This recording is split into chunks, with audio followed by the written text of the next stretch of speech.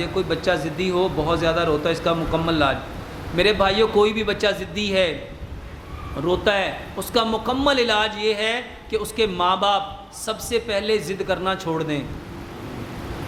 ماں باپ سب سے پہلے ضد کرنا۔ ایک بات یاد رکھو میرے بھائیوں، پنجابی چ ایک محاورہ سی، جیسی کوکو، اور سائنس کہتی ہے ماں باپ کا جیسا ڈی این اے ہوگا بچے کا ڈی این اے بھی ویسے ہی ہوگا۔ جہاں ماں پیو دیاں کرتوتاں ہو جیاں اولاد دیاں کرتوتاں۔ تو میرے بھائیوں، یہ جس کا نے لکھا نا کہ بچے ضدی ہیں، اللہ کی قسم میرے پاس کئی ہزار مریض آتے ہیں اور میں ایک ہی بات کہتا ہوں، جتنے کو پوچھتا ہوں نا، باجی تواڈے چ غصہ کون کردا ہے؟ کہندی اندا ابا کردا ہے۔ ابے نے پوچھو کون کردا ہے؟ اندی امی کردی ہے۔ میرے بھائیوں، سب سے پہلے خود غصہ کرنا چھوڑ دو۔ اس کو میرے بھائیوں اسلام سے سمجھو۔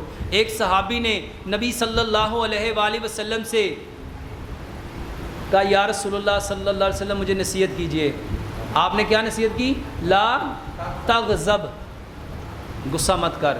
اس نے اللہ کے نبی اور بھی کوئی نصیحت کیجئے۔ آپ نے پھر فرمایا لا تغضب۔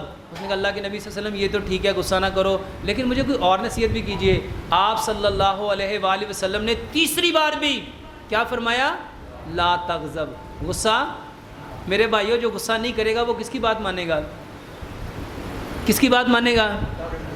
اللہ کے نبی صلی اللہ علیہ وسلم کی۔ اور جس نے نبی صلی اللہ علیہ وسلم کی بات مانی ایسی ہے جیسے اس نے اپنے رب کی بات مانی، اور جو یہ بات نہیں مانے گا اور غصہ کرے گا وہ کس کی بات مان رہا ہے؟